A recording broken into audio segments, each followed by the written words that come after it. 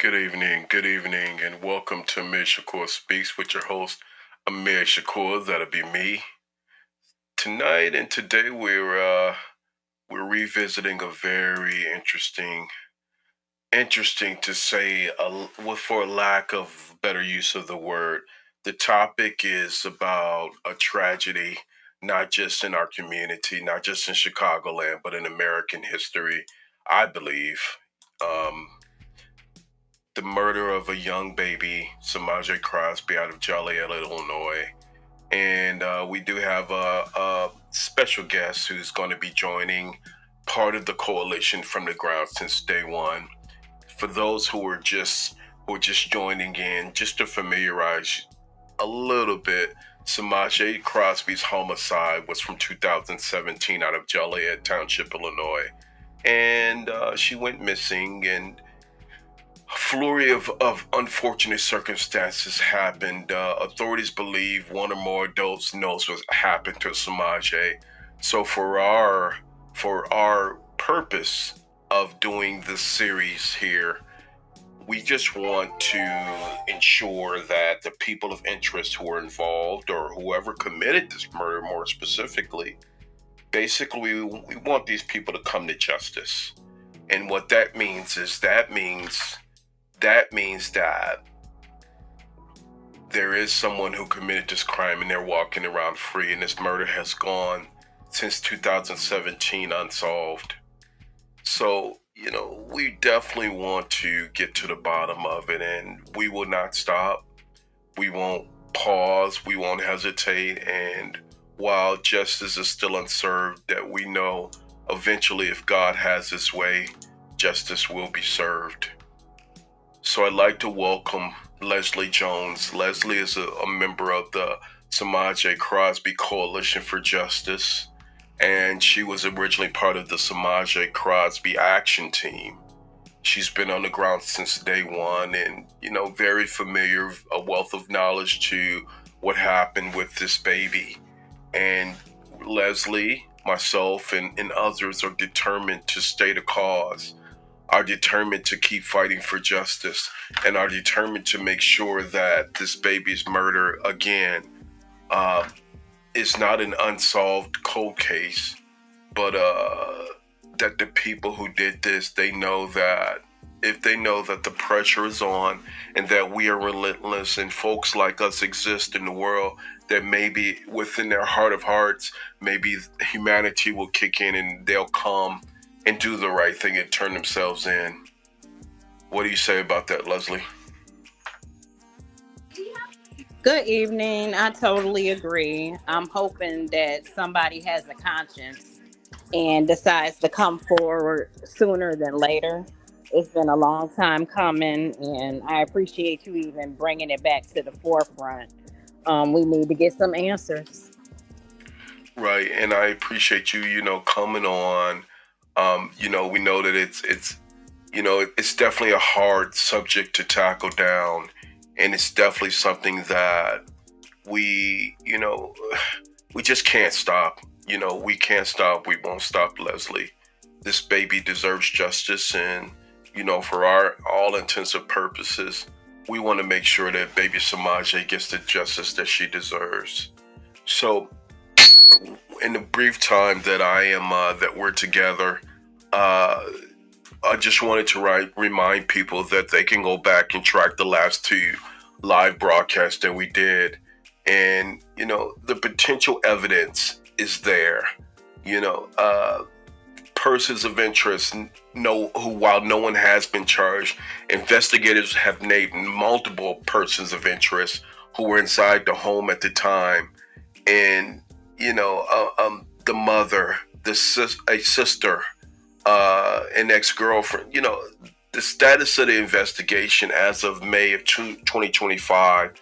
Just to remind people, the Wood County Sheriff's Office is conducting a full case review of the unsolved homicide, but the people who last saw Samaje alive still have not cooperated to a greater or lesser degree with the police. And there is a flurry of emotion in the community, in reference to what happened. So Let's start from Leslie. Let's just start from the case of a cold case. And for those who are willing to join and who want to join, I mean, we do have an open mic tonight. So if you have something to say, you're welcome to come on and come on. Amir Shakur speaks, and with myself and Leslie Jones, who are both an active part and members of the Semaj Crosby Coalition for Justice. So, Leslie, I'm going to talk about cold cases, and I think it's a very important part to kind of start off in the brief time that we're going to be together, so we can let people know the seriousness and where this thing is at with baby Samaje, if you don't mind. So, No, I think that's a good idea. That's good. all right. So, for those who don't know, a cold case murder is a homicide investigation where all active leads have been exhausted and the case is left unresolved. These cases can remain open for years. And even in the case of Samaje, this case has remained open since 2017, sometimes becoming cold after a specific period of 3 years, like 3 years, or instantly when new evidence reopens a similarly closed case. So there are times, and this is very well notated, that times when these cold cases can be opened up. Victims' families often experience distress due to the lack of disclosure. And even in the case of Samaje, I do want to throw out the disclaimer that no one has been charged, and by a court of law, these folks are innocent until proven guilty. So, we don't call them criminals or anything like that. They are known by law as suspects in the case, and that's very well noted. But again, we don't know, and the law has to do its thing. I mean, I can't be the jury or be the judge. Leslie can't be the detective or be, or any of, and she's not on the investigative team. But what we can do is we can speak from a community standpoint and try to put as much pressure on whoever did this as possible. A cold case is an unresolved homicide that has no immediate leads. Um, the classification isn't always time based. Some cases go cold immediately if the crime is discovered long after it occurred, or if the accident is reclassified as just that. If it was an accident, then they find through circumstances that it's a murder. None of these were the case of baby Samaje. Cold cases often involve violent crimes like murder and rape. Sometimes long-term missing person cases with unsuspected and suspicious circumstances can be cold cases, and how they are handled really depends upon the law enforcement jurisdiction. Cold cases are periodically reviewed to see if new technology, forensic testing, can provide new leads, say for instance, DNA. And law enforcement departments have special units dedicated to re-examining old evidence and re-examining these cases. And in the case of Samaja, we would really hope that this case would be, while it's been reopened by Will County, we would really hope that they really review the evidence on the ground and re-examine the evidence as far as this investigation is concerned. A case can become a cold case if it's previously solved and is reopened due to new evidence pointing away from the original subjects, or the suspects, I should say. So, all of the likelihood that, at this point, we pray that Samaje's case does not go unresolved. And we would pray that, again, that through our pleas, through our actions, and the ongoing movement on the ground, we would hope that the folks who committed this atrocity would just find it in their heart to do the right thing. So, what do you have to say, Leslie? What would you have to say about any of that? Um, again, I just wish someone would come forward, even if it was an accident. If Your phone is a little muffled. give this family some justice, whatever happened, just let it come to light and go from there. But this being Okay. a cold case is very, very sad. Somebody knows exactly what happened. Right, right. Your phone is a little bit muffled, so I'm gonna repeat what you said, and while you make whatever adjustments you can. Hopefully, you know that it's not a problem. We can get through it. It's gonna be a brief summary tonight, but to your standpoint, you're saying we want to make sure that this baby receives justice and someone knows exactly what it is. And that's true. That's true. For our point of purpose, what we're doing is for our point of purpose, what we're doing is we're going to review some of the people of interest to the case, and just to let people know exactly the who were involved, not the what's. So if you're just joining, and again, if you want to have a voice in this, if you want to share your opinion, this is an open mic. But 17-month-old Semaj Crosby, from Joliet Township, this toddler, this beautiful baby whose death was ruled a homicide, but still remains unresolved. Her lifeless body was found under a stuffed couch in the family's home less than 2 days after she was reported missing. I believe it was 2 days. Is that correct, Leslie? Correct me if any of that is wrong. I want to say, was it two? Yes, it was about 2 to 3 days from what I can remember. Yeah.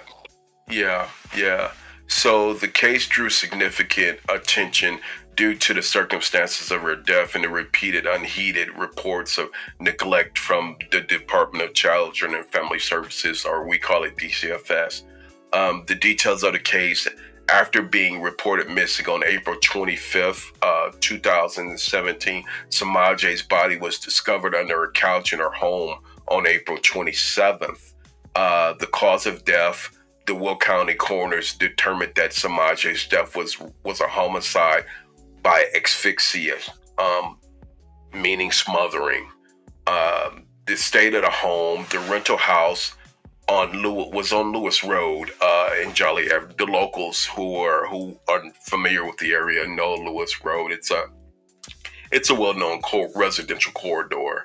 The rental house was found to be in deplorable, squalid conditions, filled with garbage and filth. About a week and a half after her death, the home burned to the ground in a fire that was ruled arson, destroying any potential evidence that was left. The persons of interest, which is who we'll talk about tonight, while no one has been charged, investigators have named multiple persons of interest who were inside the home. And we'll talk a little bit about that tonight. And Leslie, stop me, if you want me to, or if you want to interject anywhere. If not, I'm just going to roll through, and then we're going to come back together. Okay?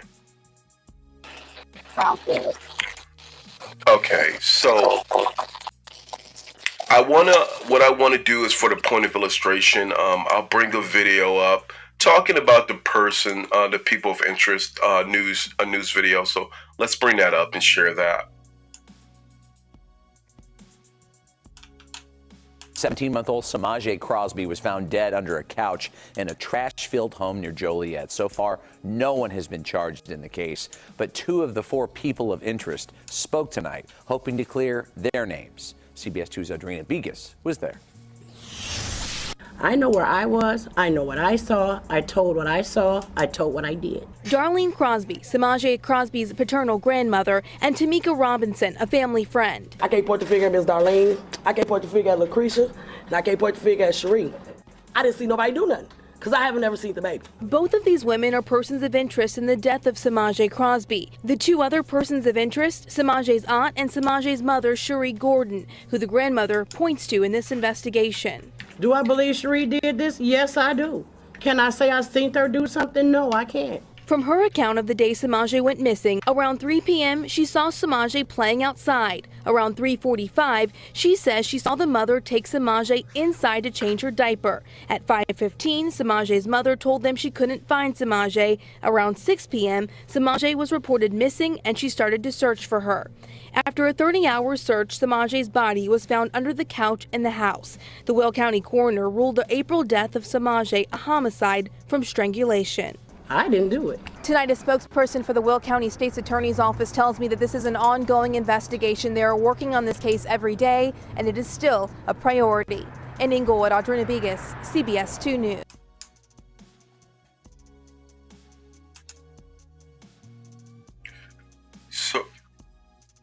So in a statement, give me 1 second, Leslie. So in a statement, Cherie Gordon, and I believe that you knew Cherie, Cherie pretty well, and you were saying that to your standpoint, you don't believe that Cherie was involved in this. Can you explain a little bit about your narrative that you shared in the past? Yes. From the beginning, I did not believe that Cherie even knew what had taken place. I've known Cherie. Cherie has always been a very gentle person. She's always been very soft-spoken, almost let her kids run over her, never an abusive type of person. And then the hurt that Cherie had. You know what? I think. Hold on 1 second. I think your audio is coming in a little bit muffled. I'm not sure what that is. Let's do something here. I'm going to give you a chance to just trying to figure out what the best resolve is right now, because we definitely need you. Want to go ahead and speak now. Let's see if it comes in a little bit clearer. Am I still muffled? Yeah. Do you have enough energy or enough? I'll come back. Okay. All right. Okay. All right. For those who are just joining us tonight, we're discussing 17-month-old Semaj Crosby from Joliet Township. She was murdered, and it's been a cold case since 2017. We are actively pursuing community-minded folks to pressure the folks, whoever did this murder, the person to really think through what it is and what can happen and the consequences of not turning yourself in. But we want to pressure the people to or person or the suspect. I think suspect is a better word, to really think about this baby and what happened to her and how do we go and where do we go to find justice. So let's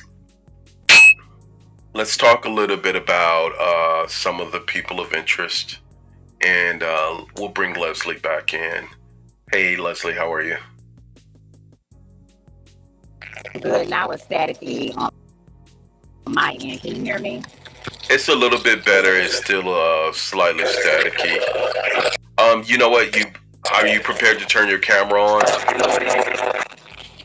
Okay. You might have to do it because let's see. Oh, you look wonderful. Can you speak?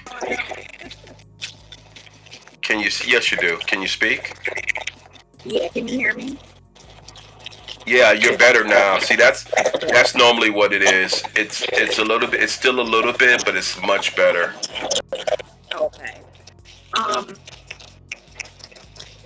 Yeah, I never suspected Cherie. I know a lot of other people, a lot of speculation that she had done something. Cherie is very mild and quiet. I never thought it was her. I'm not sure who it was, but I never suspected her. She was not ever in the equation to me. Right. And and for full disclosure, I will say that we are still without a this is an unsolved murder, and there's no legitimate connection to anyone except these people who had seen Semaj last are people of interest, and that's the only reason why is because their proximity to the baby, which is what made them um, people of interest. And so let's talk a little bit about it. And I did hear what you said about Cherie. Let's talk a little bit about Darlene Crosby and Tamika Robinson. Did you know both Darlene and Tamika from the community, Leslie? I did not know Darlene until all of this came up. I met her. I did know Tamika. I talked to Tamika at length during the investigation, after the investigation. And honestly, I believe her. I don't think she saw the baby. I don't think she knows what happened. She has several kids like I do. So we're not ones that are going to let stuff go that happens to children. I really believe that if she knew something, she would have came forward. But she didn't have any reason to lie for them. So by the way, and you sound a lot better. So by the way, I do believe, and let me just point out the fact. I'm going to put you on mute. So by the way, I do believe that both Tamika and Darlene Crosby, Tamika Robinson and Darlene Crosby took lie detector tests. I don't think that the information to that was made public, but I do know for a fact that they are aware that they are people of interest. And so going back to this particular event, it was at a church in Chicago, which I put together to try to give as much light. And they voluntarily participated in this particular press conference to try to resolve or get the information out there. So I do not think that I don't think that Darlene was actually running from, or Tamika were running from the authorities at all. I mean, what do you have to say about that? They were always forthcoming. To me, this is not the first event that Darlene came to where she wanted to speak. She always seemed to be in the forefront of everything. At that time we asked her to do, she would do it. So no, I don't think she was running either. All right. So if you're just joining, we are discussing the death of Semaj Crosby, the murder of this beautiful baby, which myself and Leslie was definitely from day one, but I came shortly thereafter to try to help resolve this hideous case of this baby who was murdered, and it was ruled a homicide. The death was ruled a homicide, to be specific. Her lifeless body was found under a couch in the family's home in Joliet Township, left less than 2 days after she was reported missing. So tonight we're talking a little bit about cold cases, how this became a cold case, and the people of interest. The people of interest. So with that in mind, I do want to take some questions, and if anyone has anything that they want to say, please feel free. And I mean, if you feel free that you wanna lend a voice and you want to come on, you're welcome to do that. If you're in the chat, please feel free to come. So this person says, Leslie, yes, it was both. Tamika said she did, and Austin said Darlene and Lucretia failed miserably. Okay, so basically A15 is discussing the fact of the lie detector test. Yes, it was both. Tamika said she did, and Austin said Darlene and Lucretia failed miserably. Okay, so Austin, we know, is the detective who was handling the case. And basically, Tamika said she did, and Austin said Darlene and Wow. I didn't even know that. Did you have any idea of that, Leslie? I didn't know that. I didn't know that so wait a minute. Who are they saying failed? Lucretia, Darlene, and Tamika? Uh, 815 says Darlene and Lucretia failed the lie detector test. So Oh, I don't think that that was made public. Let's mm, see. This is another person, Creature 2017. I have a screenshot from Tamika saying she failed the polygraph test about seeing Samaje. I have never heard this. This is my Yeah, first this is a time hearing first from my. it. So This if is a that's the case, then Amir, why weren't they brought in? Well, they were brought in, and I think that they did more than one lie detector test. But I do know for a fact that they did one. But again, we never heard that they failed, and Right. that was something that wasn't public knowledge, so we never heard that. Okay, 815. So you're saying the three of them all took lie detector tests and they failed? 815, feel free to answer that.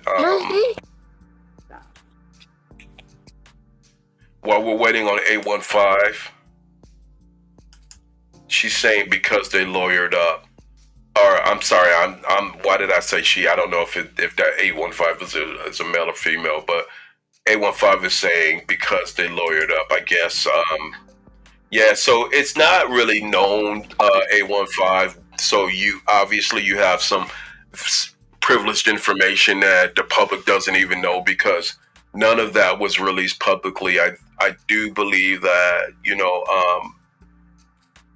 Tamika and Darlene said that they would cooperate with lie detector tests, and I believe Cherie actually went down and took a lie detector test as well. But the results were never made public.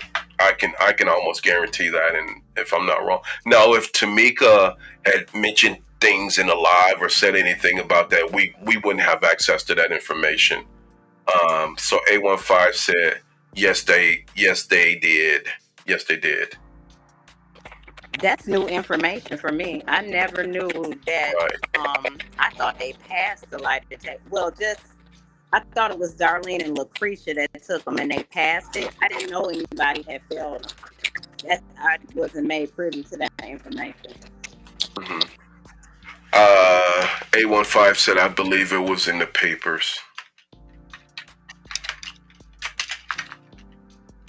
So let's keep the information going and we'll keep moving on because again, some of this is not known to public, but some of it is privileged information. So for those who are not aware, this is Cherie. Cherie Gordon. She is actually Samaje's mother, and so as far as the lie detector test, since it did come up, 815 is saying Cherie's they couldn't tell. So 815 is saying that they claimed that they passed the lie detector test on social media, but they failed. And hello, thank you for joining Grace Levi and Beth. And thank you and everyone else who's joining or who's going to review this broadcast. Um, so Cherie is a special person. 815 really seems like they have a lot of information. I'm in shock because I didn't know that. Yeah, so 815 also said that, it's not privileged info. I got it from Austin too. Well, here's the thing. If you did get that, you got more information than even, we were working on the ground. I know Leslie just prior to me, but we had been working adamantly on the ground and we didn't have that level of detail. I mean, and Leslie will tell you that, through the efforts of, and I'm going to say it's a group effort, but I can specifically say that I'm the one who got the coroner's report released. I didn't have that level of information. I didn't. But, I don't want to, we're not saying you're lying or anything like that. It's just that we're just saying that, these are brand new facts that we didn't have. And that's what this broadcast is for. That's what our efforts is for, because we want to bring out new things, new facts that we don't know, and maybe for some reason we could connect the dots and put things together. How would you say that, Leslie?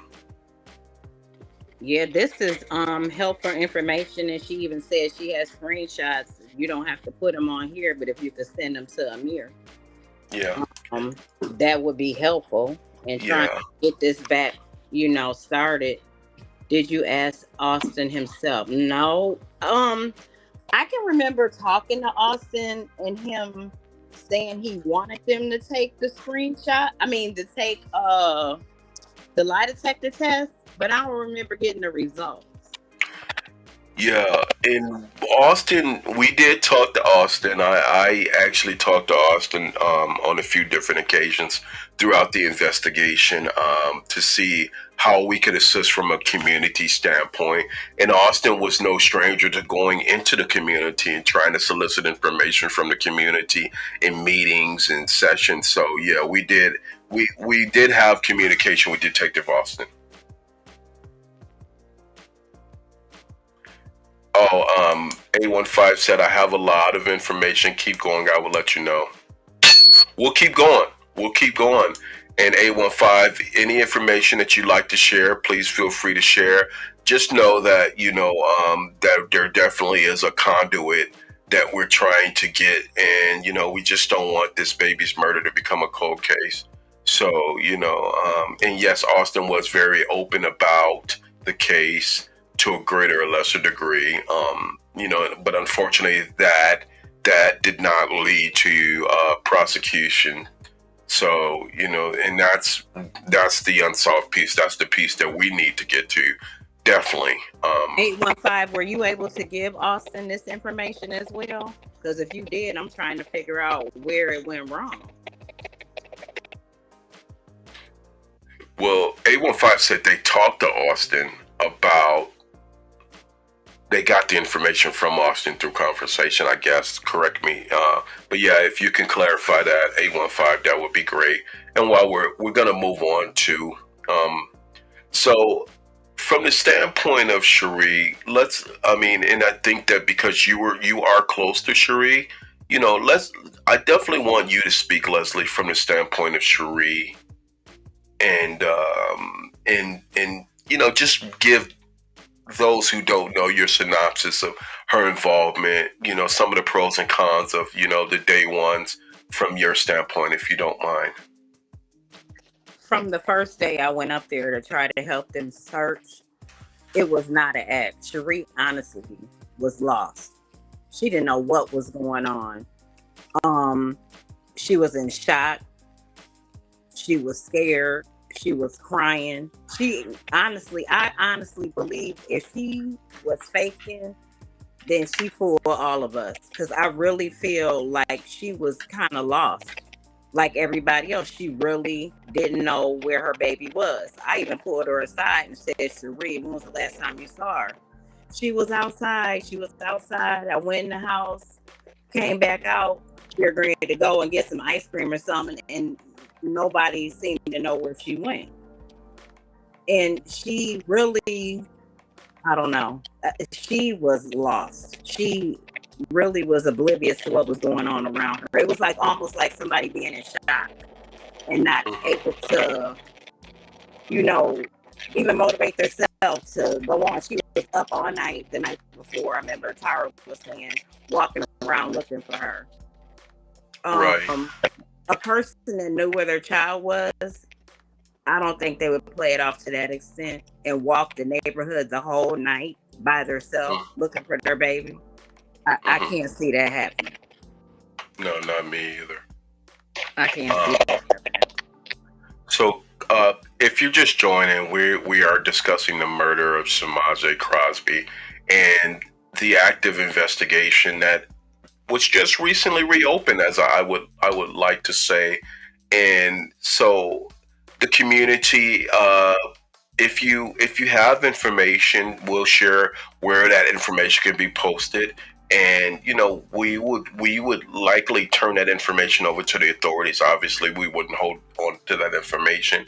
And we're not asking you guys to be specific or to, put out information that you think might be critical. But if you do have that information and you want to share anything, we're not stopping anyone from sharing. But we definitely want to make sure that it's channeled, because we definitely want a prosecution of the people who are guilty, or the person, or the suspect, I should say. So here's some more comments. If drugs were inside of Semaj, who in that household was using that or those drugs? Let me say, Beth, from the standpoint of that question, if drugs were inside of Semaj, well, at this point, I believe that there was a substance, but that was in the coroner's report. But remember, the death of Samaje was through asphyxia, so that is suffocation. And we believe, and I believe, in reading the coroner's report from the limited, because a limited version of the coroner's report was released after we did the due diligence and had it released. And I believe that the suffocation was from the baby drowning on her own vomit. So that's what I believe. Now, I don't know if you had anything different than that, Leslie, or if you had some different information. I was just listening to the news report and they said strangulation, but was it asphyxiation or was it strangulation? It was asphyxia, so basically Okay. that's suffocation. It's not strangulation. Okay. Yeah, so No, I don't have anything else other than what you were able to get, and you let us know what was going on. yeah. And the only thing I heard that she had in her system was just like Benadryl, right? It wasn't anything major. Yeah, it was Benadryl. It was the substance that was found in the main substance in Benadryl. Mhm. Hydrofen. You know what? I won't even try to pronounce it, but it was the main I know what substance. you're talking about. Yeah. So, um, uh, these are allegations. So 815 and community, whoever will watch this. So believe me, these are allegations. And so, Beth, the rumor has it that Darlene was selling perks while the search was going on. I don't have any information. I wasn't there. So I don't know. yeah. So yeah, it was suffocation from vomit, and it like you drown on water. It was that. So Grace Levi said, "I pray I can help you." The coroner report. I'm going back and forth with them now. Yeah. So we do know that because it's a current investigation, they may not be as willing to release the full details of the coroner's report.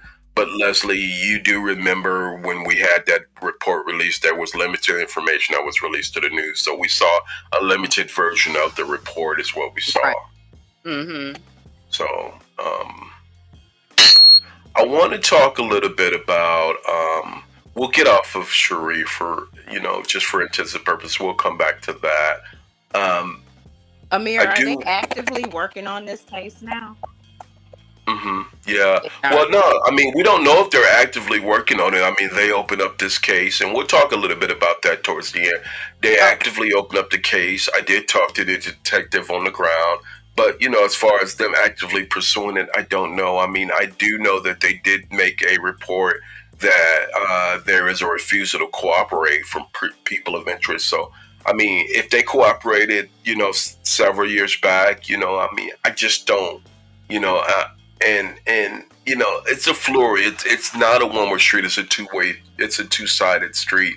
So if it were my child, I would do whatever I could to try to get this resolved. Absolutely. So if there's a refusal now, I don't know what that's based upon. I do know that the family members, at our request, were doing whatever they could in order to help get it resolved. I do remember that specifically. And there was never any hesitation at any point. It wasn't. But I would, if it was me, I can't speak for anybody else. I would have been going down there once it was checking. Yeah.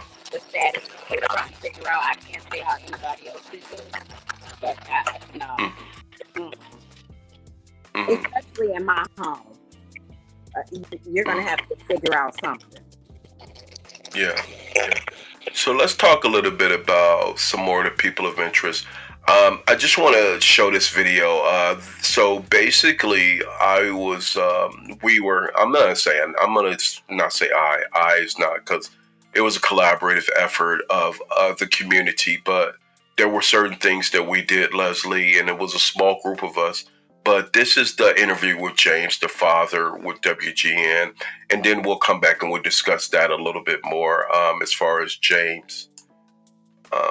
Give me 1 second and I'll play this. Micah, James Crosby says he has seen so many rumors about the case circulating on social media, but he is waiting for the truth. He's speaking publicly for the first time because he wants charges filed wherever the facts lead.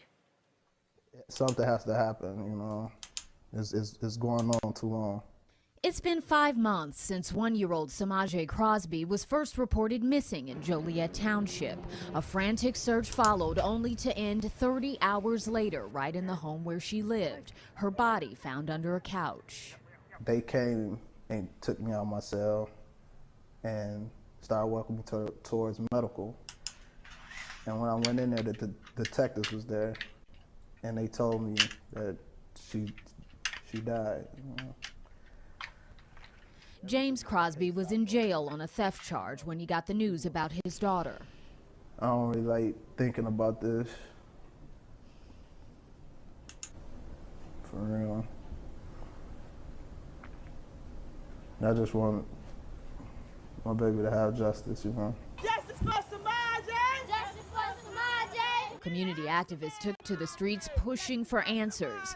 And 2 weeks ago, the coroner finally released the cause of death, asphyxia, ruling the case a homicide. No one is charged, but investigators have named several persons of interest, including James Crosby's mother, his younger sister, and his ex-girlfriend, Semaj's mother. I don't know who's responsible.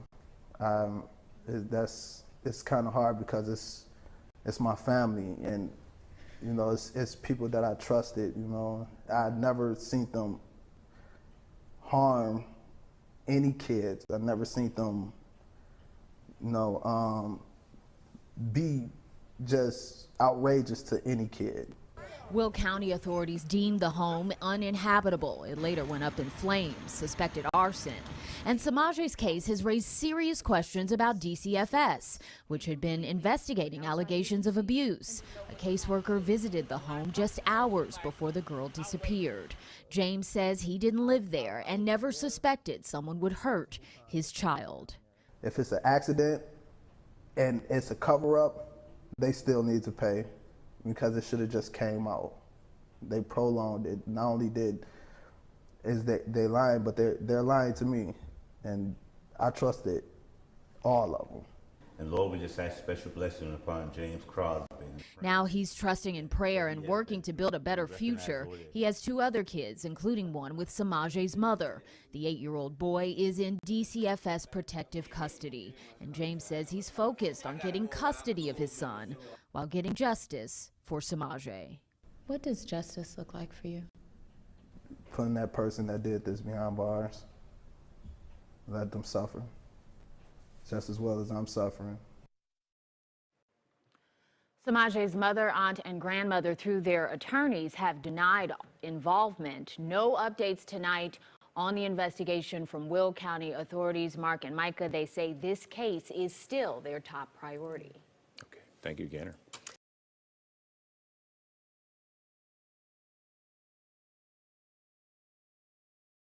All right, Leslie. So, what are your thoughts? And as you do know that I was close to James as far as to mentor him through the process, and I believe once he got out of jail, and within weeks, I just feel like he needed someone who was a mentor to kind of help him through the process, and I think that's what we in turn tried to do. We tried to not only just be a mentor, but we just wanted to make sure that his even with the struggles that he was going through, as far as fighting his incarceration, fighting his cases, that he had a level of positivity and people who were willing to help him without all of the extra. What would be your opinion as far as James? I'm sorry. Um, when you started mentoring him, I think we had kind of dispersed the group. We had differences, and it was kind of done. So I didn't have a lot of interaction with him, and I don't know James that well. So I don't know. He seemed like he was sincere and wanted to get justice for his daughter. So Yeah. you know. Okay. Okay. Your voice is. I mean, your mic is a little bit muffled again. But let me see something here. All right. All right. So let's do this. While you're. Let's do this. We're gonna go and we're gonna take some more. We're gonna take some more information. What I would do. This is what I'm gonna do. If anyone wants to come into and just share information, you're welcome to. What I want is we don't want anything that's going to be accusatory, but you're welcome to share your opinion. And we definitely don't want to get sidetracked. Here's a comment about James. Let's not forget James is as guilty as the rest of the family. He abused his boys. So, creature, I'm not aware of this. I'm definitely not aware of that. And again, if there's inside information, then you always have the opportunity to channel that to the authorities. There's really nothing, from the standpoint of that we can do. But I mean, if that is the case, that is tragic.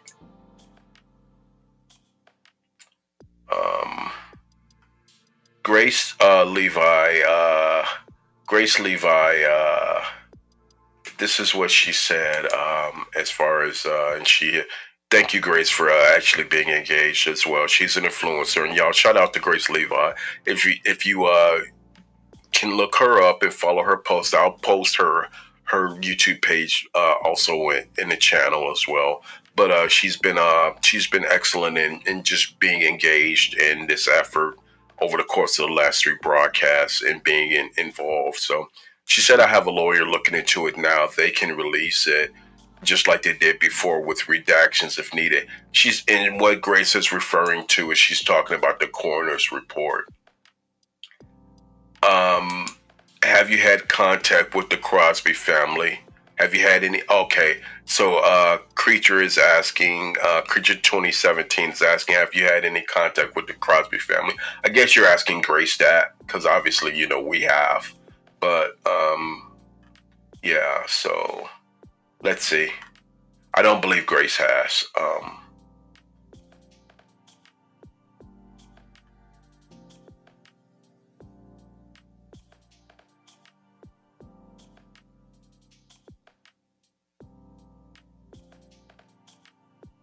Okay, Beth, I don't know what you mean.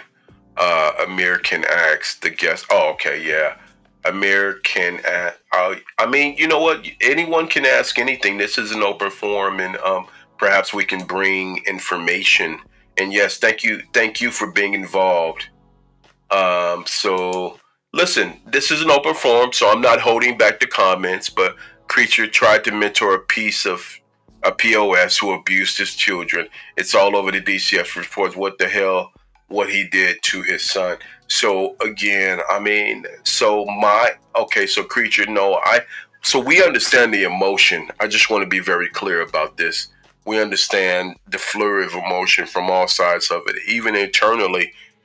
As Leslie was saying, we had the struggles. We had the struggles about how to address this, how to stand by people who literally the community was saying these people are suspects. We don't want nothing to do with these people.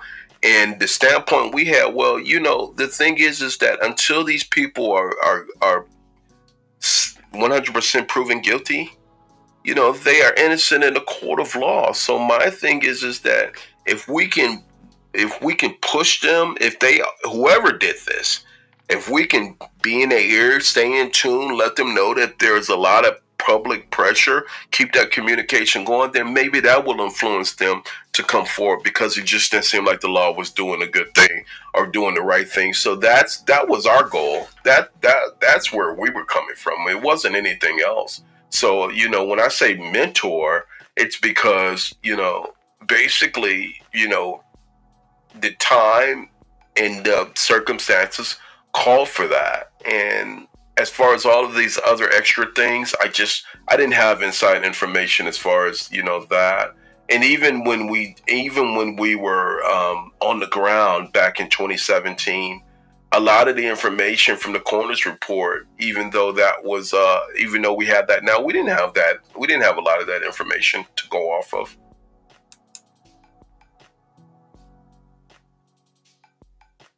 Don't understand how he could be around any of them until they told the truth. Don't understand how he could be around any of them until they told the truth. So yeah, I mean, are you saying something, Leslie? Are you talking to? Okay, okay, I got you. It was all in the DCFS. Read it from beginning to end. Yeah. So again, it was in the DCFS report, but remember that that Department of Children and Family Services report that was released initially, the whole thing wasn't released in its entirety. I think it took a minute, but our focus wasn't the DCFS. Our focus was the actual criminal investigation and trying to get the suspect to move forward. The focus at that point was never on DCFS. So just remember that, And we knew that DCFS dropped the ball. No, I have not. I'm just helping do some research on key facts. No, I have not. Okay.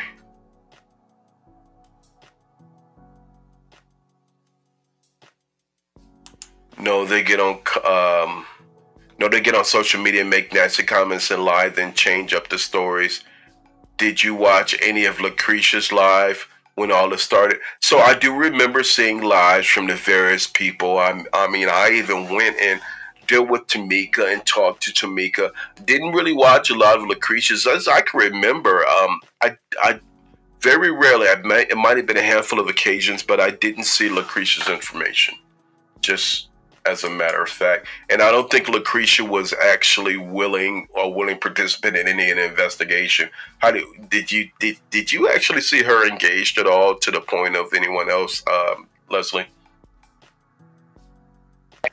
You're on mute. Okay, you speaking of Lucretia? Mm-hmm. I did. Yeah. So the whole family dropped the ball. I mean, a subjective opinion. What I would say to that point is the whole family is suspect, and they are notated as suspects in this case, even as we speak. So we'll have to let that speak for itself. Okay, I've talked to Tamika a lot too. Right, and Tamika was one who. She was reserved in what she said, but she was never really seemed like she was running from anything. She always seemed like she was really willing to talk. She ran her mouth at a gas station. Well, you know what? If she did it in a personal or private situation, that's different than taking it to the authorities and taking it in courts of law. So, and even when the authorities, and I mean, if they failed lie detector tests, according to you, 815, then what does that say? What does that tell you? So 815 is saying they think Tamika knows more than what she said. It seems that way. She said, I mean, and I keep saying she, I'm sorry, 815 could be a male. No, it's facts. Yeah, and we're not debating. I'm not saying that what she's saying is not facts to you. I'm just saying it's not being channeled to, if it's not to the authorities or to the detectives who were investigating the case, then it doesn't help, and we're not saying that she's even, if she's saying a lot, then maybe we would hope that whoever it is, if it's Tamika, if it's Sterling, whoever, we would hope that they would continue working with the authorities. But the last last report as of a month ago, Joliet was saying that there's people who are not willing to cooperate. Also, she said she wasn't suspect anymore. I don't know that to be the case. If anything else happened, this case has been a cold case for a while, so that would be the only reason why she wouldn't be suspect anymore unless the authorities told her that directly. Again, we wouldn't be privileged to that information. Okay, this is another one. He was named assigned indicted predator of physical abuse of children. Do you know who this is, Leslie? No, who was named indicated perpetrator of this April 2015? No. Okay. Okay.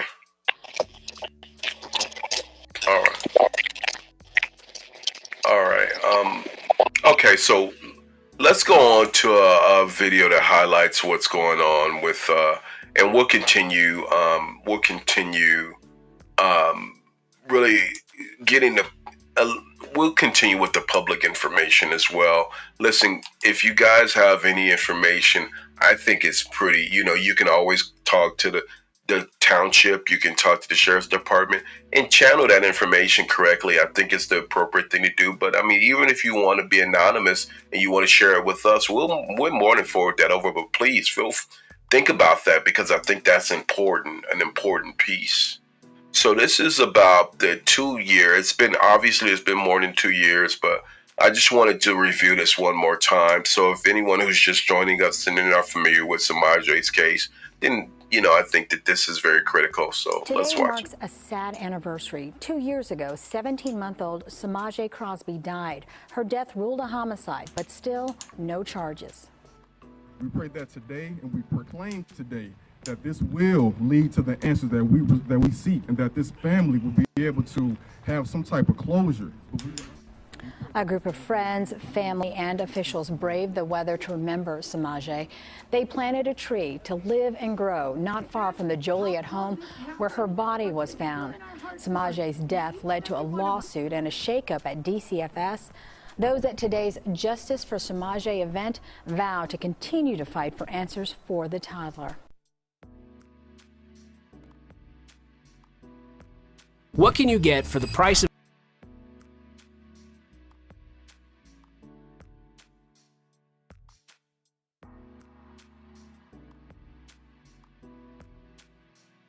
All right, sorry about that. So, in going back to the circumstances involving Semaj's murder, where we're at is, it is a cold case, right? We need to find out right now. I think the challenges in this case is that, we have 4 suspects who have been suspects in the murder. 4 suspects who have been suspects in the murder for the better part of since 2017, 18, 19, 21, 25. So we're looking at 7 years. And that includes Semaj's murder, her sister, the ex-girlfriend, and as of May, I'm sorry, not Semaj's mother, but Semaj's grandmother, a sister, and an ex-girlfriend. And as of May 2025, the Will County Sheriff's Office is still conducting a full case review of the unsolved murder, but the people who left Semaj have refused to cooperate with the police, according to Will County. Again, I don't know that to be the case, but this is what Will County is saying. So, what we need is the public to continue to flood the sheriff's department with information, because this can very well become a cold case again. And honestly, in another few years, it's dead. It's dead in the water. Unless through some strange, extraordinary circumstance, there's still enough time that this baby's murder can be resolved. And I think the public knows a lot about what's happening, what's going on, and people are not willing to say it. But, the people of interest in the murder They're going to continue to be people of interest. And if someone's saying, like 815, like you were saying, if someone's saying that they're no longer of interest, we don't know that to be the case because Will County has named everyone who was literally involved in it. Now, if there was through some strange circumstance, if they were removed, then we would know that. We wouldn't have access to that information. So,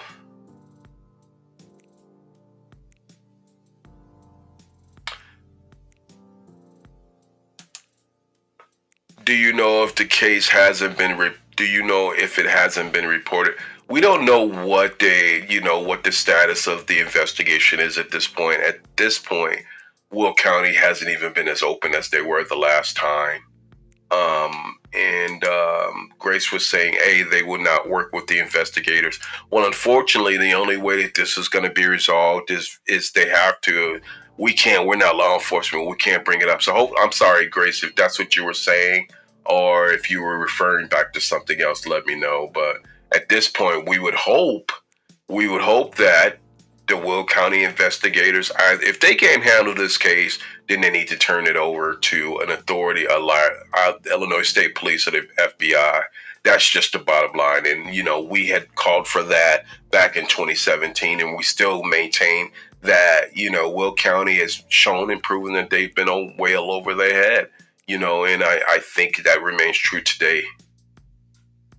Did the action team ever get the tree planted for Semaj? Leslie, you can answer that.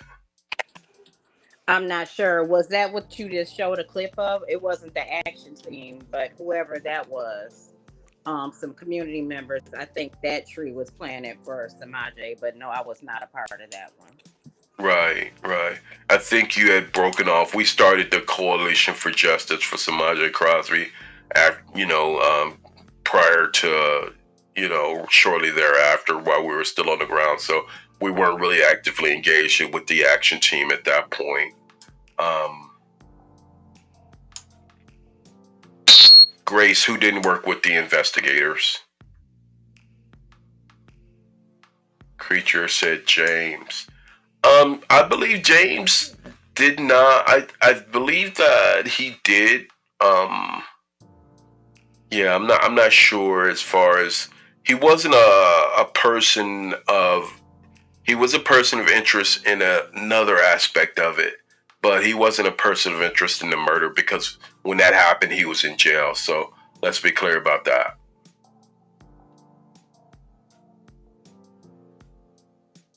There was a copy and paste from the DCFS report. Yeah, we understand that, and a lot of the facts that came out. But again, our issue was not addressing DCFS, but it was more or less the murder of the baby, and that's what we were addressing. We know the DCFS dropped the ball. That was no secret.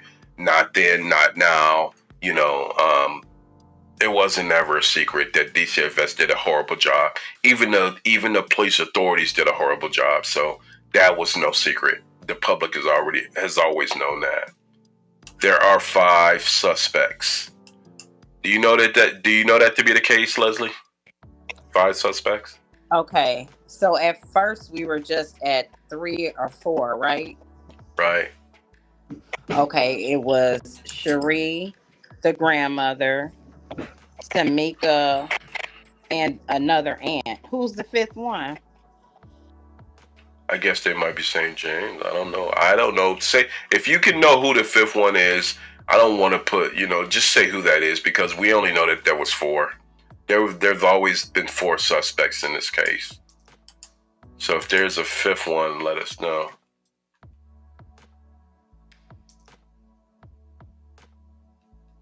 Creature said, I have talked to detectives and I'm not at liberty to discuss what we have discussed. Yeah, we don't want that information. If it's confidential information, keep it confidential. We just want the case resolved. So hopefully this new phase of it, hopefully this will be resolved. I'm not sure what you mean. I don't believe that is the case.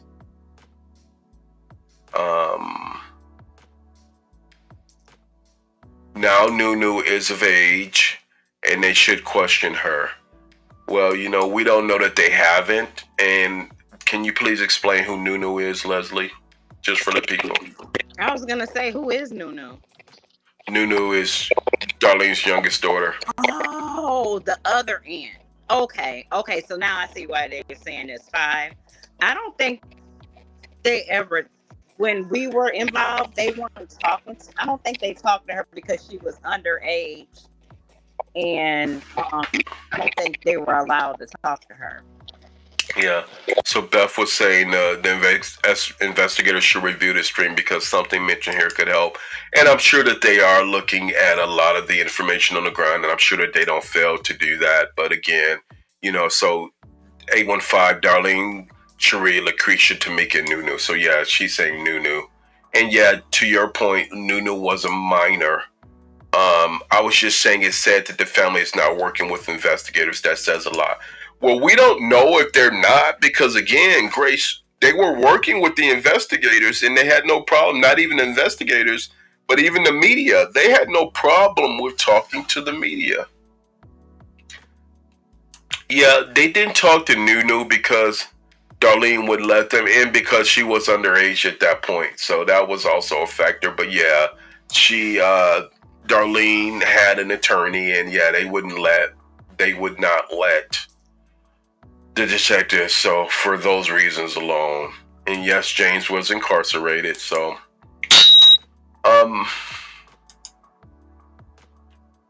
bear with me one sec. So, Leslie, let's talk about outcomes, and I really want to talk about outcomes at this point because I think it's very relevant that we talk about outcomes.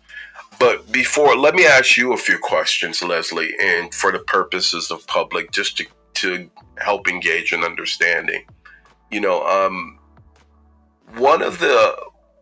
Some of the people of support, there was a breach in the level of support that was on the ground, and some of the dynamics of that. I mean, not from the standpoint of enforcement or community standpoint, but there seemed to be a little bit of confusion that was coming from a lot of different areas.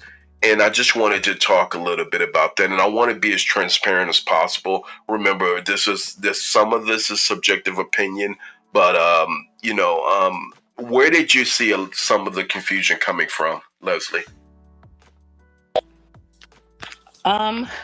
Within the group that we started before you came in and started helping with us,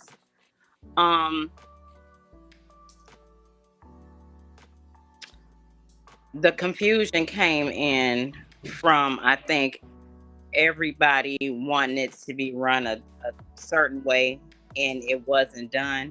I know a few of the members had a problem with me because I engaged with the grandmother, with Cherie, with everybody. My thing is, and I've always stood from the standpoint, I'm not God. And I was not there when whatever happened to that baby. God rest her soul. I can't judge anybody. So I know they were upset with me because I went across the board and talked to everybody. If they needed help or something, I would try to, figure out a way to help them. I wasn't there to accuse anybody. I was there to fight for justice for her. And I've always stood from that standpoint. I'm not going to point fingers. I don't know. I don't know what happened. Yeah. And if we heard anything, it's all been allegations.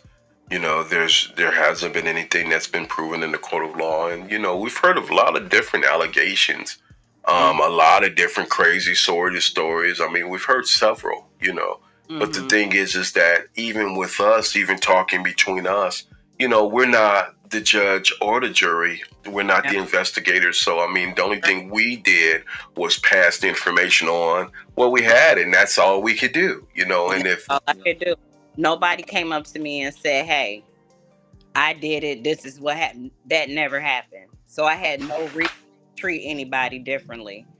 Everybody was treated the same, and I didn't bash. I did not get on Facebook and bash the suspects or say this one should be in jail because they did it. That never happened. Right. And that's not how I wanted to be represented. I didn't want to represent a group acting in that manner. And I do want to suggest that even with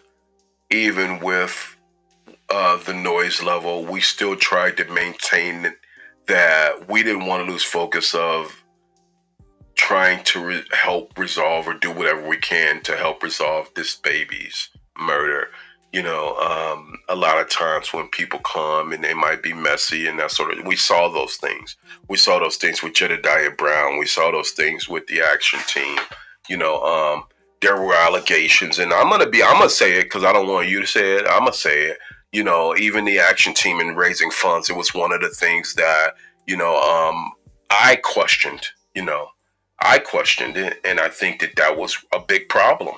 You know, and when it was called out, you know, you got funds, you solicited donations. Where's this money going? You know, so as far as the action team, for us, for me, and I can't speak for you, but for me, that's not a direction that's even a considered direction at this point. Now, A15 asks you, are you still with the action team? With that being said, No, I'm not. okay. And for obvious reasons. So, you know, Leslie doesn't, you know, just she doesn't want to get into that noise. But I mean, I just specifically told you that there were issues that were on the ground with it. So, Cherie Gordon, Semaj's mother, Darlene Crosby, Semaj's paternal grandmother, Lucretia Crosby, who's Semaj's aunt, Tamika Sims, the family friend, and a minor who has not been named. Yeah, we know that to be Nunu. Okay. Yeah, so right, that is the five. We weren't thinking about the youngest daughter. As a matter of fact, we really, you know, because she wasn't even. I don't even think she was. I think there might have been a point where she was mentioned, but I don't think she was legitimately named as a suspect. If that's the case now, then, and you could correct me if you feel different, Leslie, but if that's the case now, I don't know that. I don't think we have that information because it's not being made public. I remember Austin saying something about wanting to talk to her, and of course Mom said no, and then they had lawyers. So I don't know if they named her as a suspect. I think she was a person of interest. Mm-hmm. I'm going to show this video one last time, and then we'll take 5 questions, and then after that we'll talk about where we go from here, because obviously we're doing this for a reason. We're not doing this just to do some broadcast and just leave the situation alone. So let's go ahead and play this again. I think it's worth it.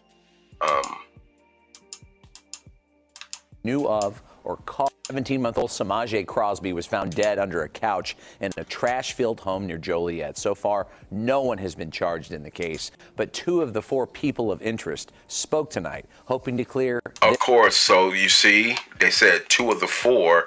It was not the youngest daughter at that point, and for the longest time. That might have changed towards the end, but even at that point, you know, probably when, you know, we kind of parted ways because we were still waiting on Joliet to kind of do what they had to do, because we felt like they had been given a flurry of information and they just weren't responding, you know, and that's really one of the tragedies of this case. Their names. CBS 2's Adrena Begas was there.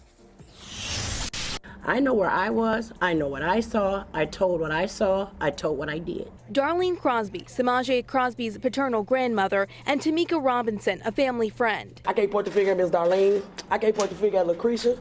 And I can't point the finger at Cherie.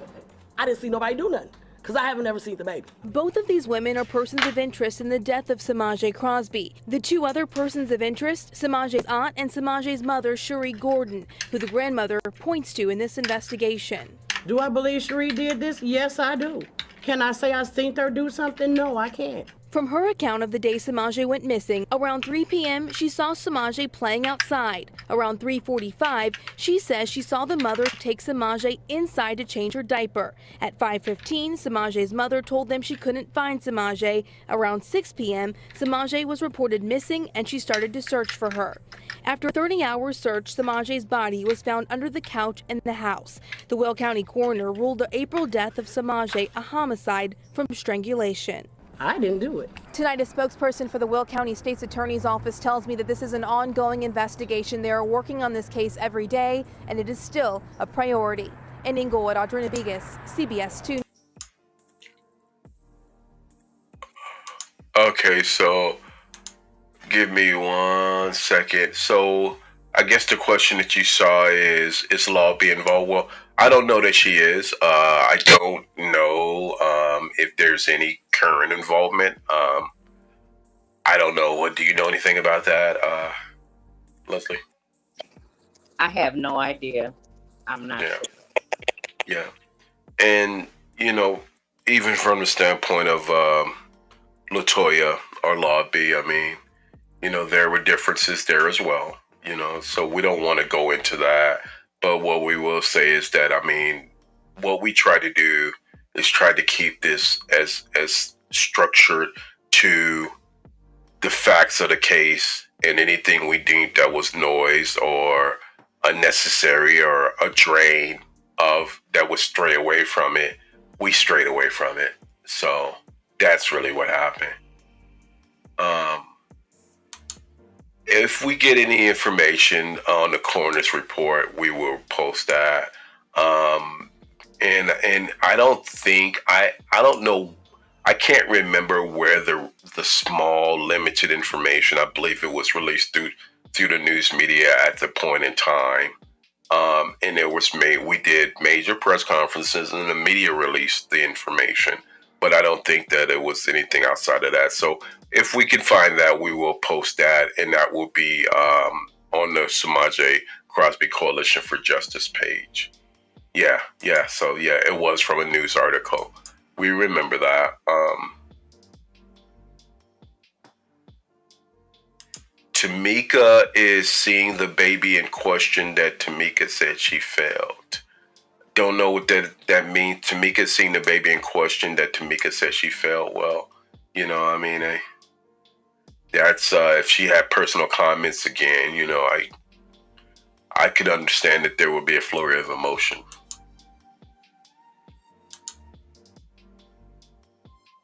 But if she said, I didn't do it, she had a lot of attitude saying that comment. But if she said, I didn't do it, she had a lot of attitude saying that comment. The emotional piece is going to be there. For me, it's neither here nor there because we want to stick to the facts. So where are you getting that she died from her vomit? It was in the coroner's report. And when the coroner's report was released through the media, that was there. So, what other five questions? Because we're going to talk about the future and where we go from here.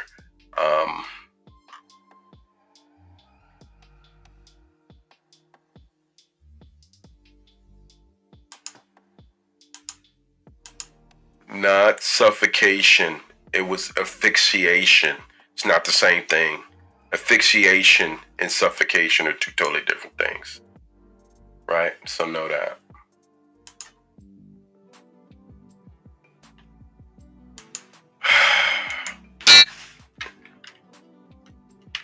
Go ahead, Leslie. What are your concerns? What are your comments that you have? I'm going to pull up this real quick while I'm doing that.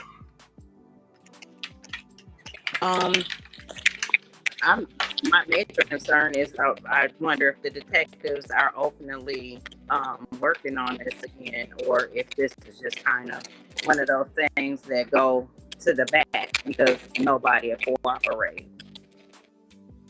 I definitely would like to get a group started back so we can start fighting for justice for her again, because this is something that bothers me daily. Something needs to be done.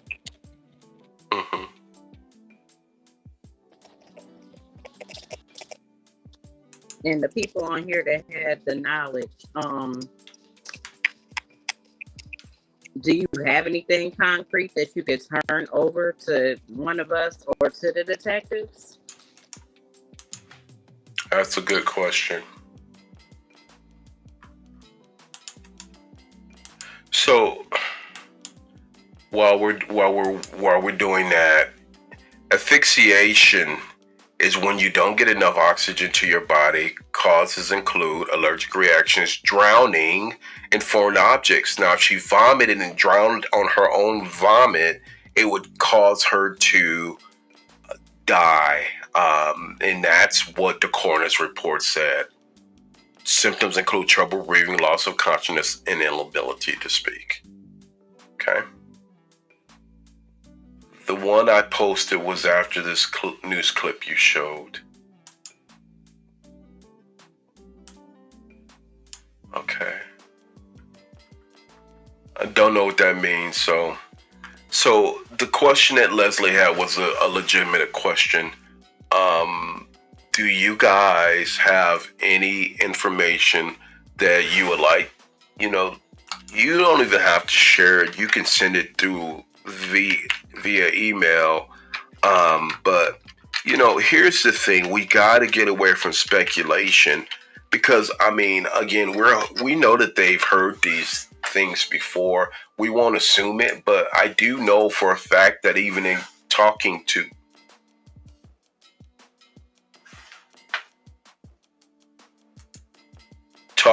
Austin.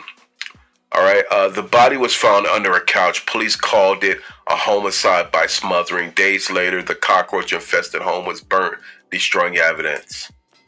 Okay, yeah. So the body, the condition of the body and where the body was found was one thing, but the actual coroner's report was a whole nother thing. So those are different circumstances, right?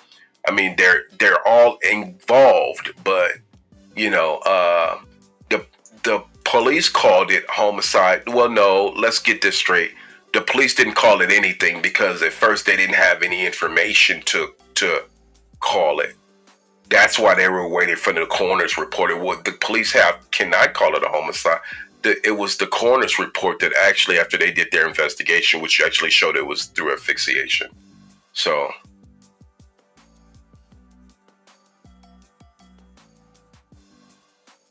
You understand what I'm saying? 815. The police for the longest could not do anything because they were waiting on the coroner to release the information. That's why we pushed the coroner to release the report. You understand? All right.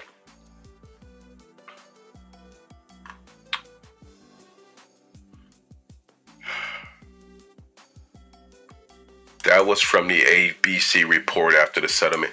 Sometimes news doesn't get it right, but a trusted source on a lot of this would be John from the Patch. You remember John from the Patch, Leslie? And can you explain it a bit? He was pretty much the main reporter on the ground who was really engaged in a lot of this. Even as his last name is Ferrick, F-E-R-A-K, I think it was. Right. Right. That's pretty much on it. Yeah. And the thing is that any developments that, are new, John would have information on that. Let me just post this, and then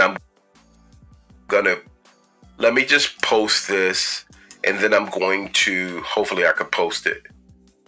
I might not be able to post it. Yep, I'm not able to post it. Golly. Hold on one second, Leslie. Leslie, can you, while I'm getting, cause this thing is locked my computer up, can you explain to the people, so why do you believe that Joliet did not move forward like they should have, or what were the problems with the investigation from your opinion, and what hampered the investigation from the opinion of the community, and what do you think they could have did better? Yeah, let's just say, what do you think that they could have did better that way? I I think it'd asked be a that little bit more question clear. to Austin because I went in a couple of times and talked to him and a couple of the other investigators. And he basically said they couldn't do much because everybody lawyered up um, before she was even found. I don't know how long it took them to get lawyers. I do know everybody had a lawyer, and everybody's lawyer was telling them not to talk to anybody. Um, I think a search warrant should have been given on that house when she first went missing. I think they should have went through their house with a fine tooth comb to see, because I don't know. People say different things, but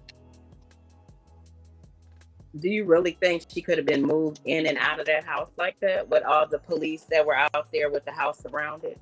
Don't you think they would have checked anything that looked odd coming out of the house? Yeah. Um, I don't think the baby ever left that residence. I don't either. They said there were doors that were locked, certain rooms, and the house was small. So there's only like maybe three room doors, or the bathroom door that could have been locked. I think they should have got a search warrant and went through there. Hmm. I do. And okay, no, that's a definite valid point. They didn't do the due diligence of, and for legal reasons, and they will even. I think that even Austin and some of the folks said that their hands were tied behind their back early because of, they said it was legal intervention, but I mean, they'll mention that, that they feel like things could have been handled differently. They've said that.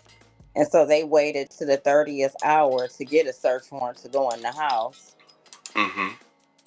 to find her under the couch. When one of the people that was on here last time stated that the couch was standing upright the whole time. So they had. How did you give them enough time to move her under a couch? So, mhm. I believe that point was valid. And by the way, one second.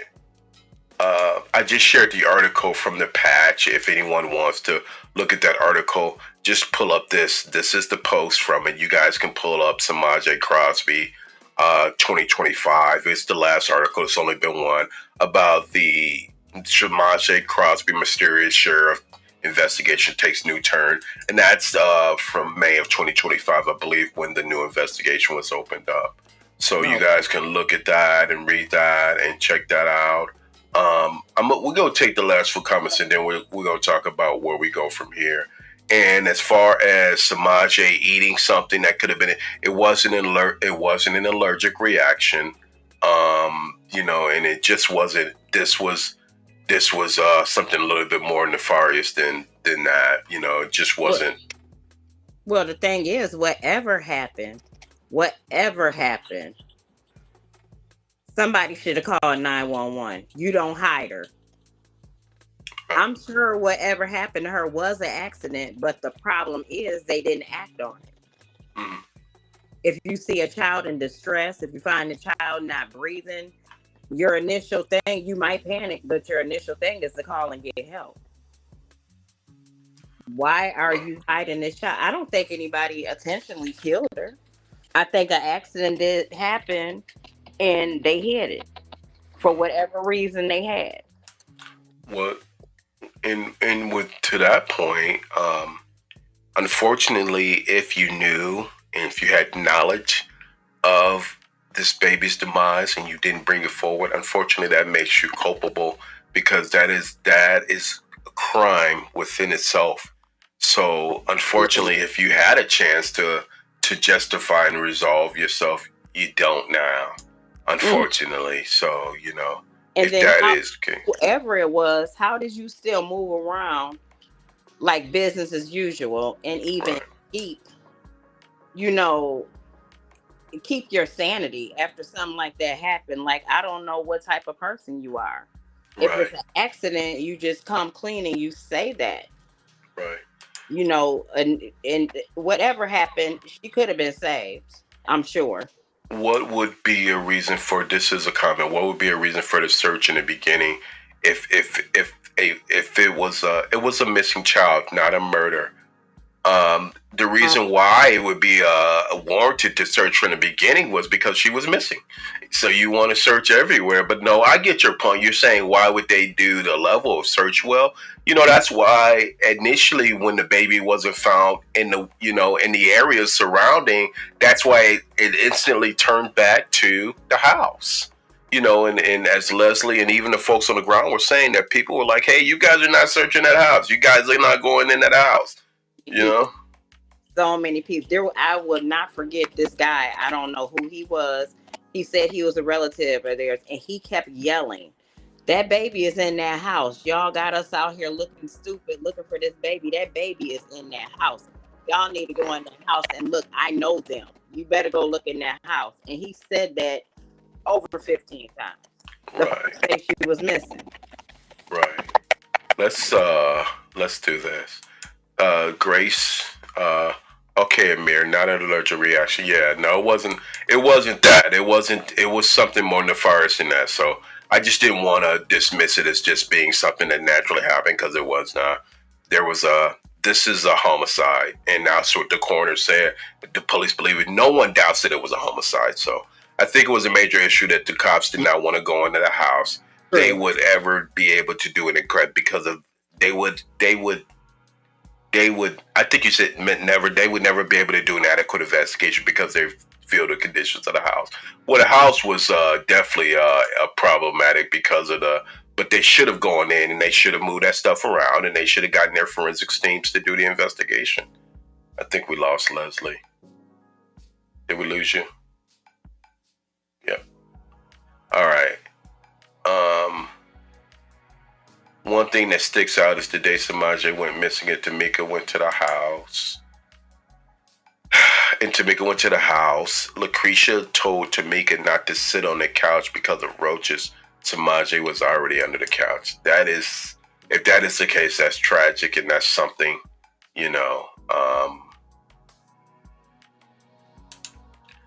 so they are protecting each other.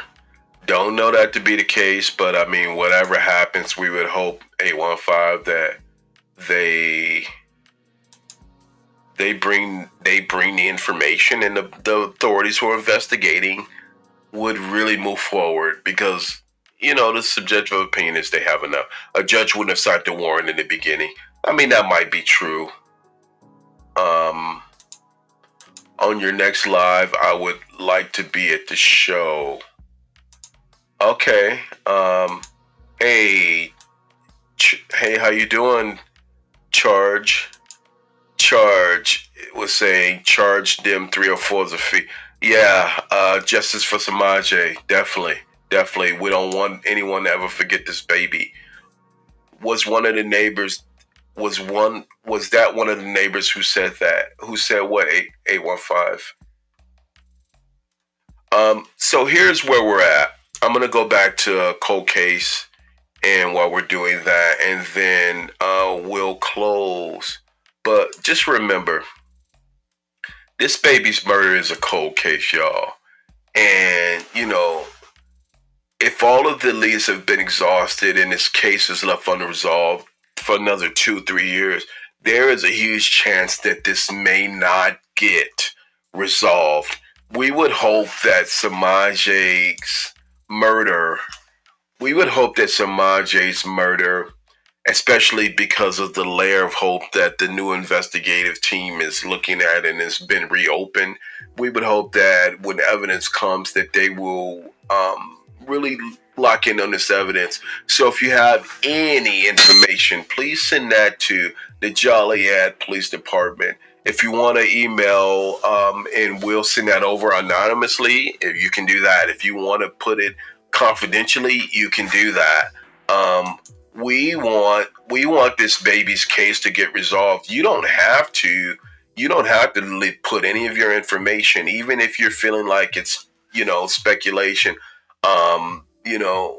They need to know if you have any information outside of what what they don't have. And the classification isn't always time based. Some cases go cold immediately if the crime is discovered long after it occurred. But cold cases like Semaj's, we need those resolved, and it's time that we get this baby justice. Um,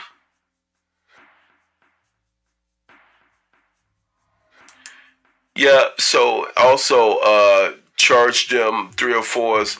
Yeah, a lot of people remember the case, but we want we want this baby's murder resolved. So my thing is that I did share the newest reporting, and this is the latest reporting. And the other thing that we're going to do in the future, let me just show you guys. If you guys haven't joined the Semaj Crosby Coalition for Justice, I think it's a time to get that. This is the Facebook group, the Semaj Crosby Coalition for Justice. And it would be a great time to join that, because right now, if you have any information you want to share it in Messenger or share it on that website, you can. You can send it to me personally. I think that you know, um, right now is the best time for us to bring all of these different conclusions to the authorities. And yeah, 815 creature, if you guys wanna, if we have to do a future show, we will. I think that at this point, what we like to do is we would like to do a collective action, and I will announce what that is after talking to a lot of the powers that be, where we go from here. This is not the end of it. We want Semaj's murder avenged, and we want justice for Semaj. So for those who don't know, again, Semaj's murder from 2017 was a homicide that remains unsolved. And with her lifeless body being found under a couch in the family's home, no one's come forward. No one's admitted to this crime. And the case has drawn significant attention. We want to continue ringing the bell. We want to continue resounding this. There's been some movement, but not enough. And the baby's death has gone unresolved for too long. So what you can do is, again, I'm going to rehash the steps. Immediately contact law enforcement. Will County Sheriff's would be the law enforcement agency. And if you have any information, you can also call the National Center for Missing and Exploded Children, the hotline, 1-800-THE-LOST. If you have any assistance, or excuse me, if you have any information that might even lead to this, you can email Amir Shakur speaks at gmail.com if you want to do it confidentially. If you want to do it, if you want to, do it without saying anything about your name anonymously, we can put that information out there, and we will send that to the law enforcement, as well as the Semaj Crosby Coalition for Justice. That's very important.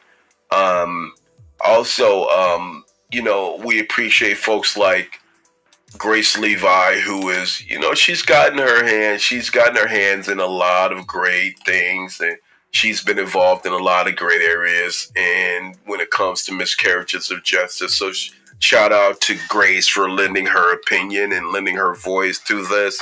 And Grace, look up Grace. I'm going to see if I can look you up real quick, but look up Grace's YouTube channel, and you can find Grace Levi, and she does a lot of great work, and I'm very proud that she's even engaged in this.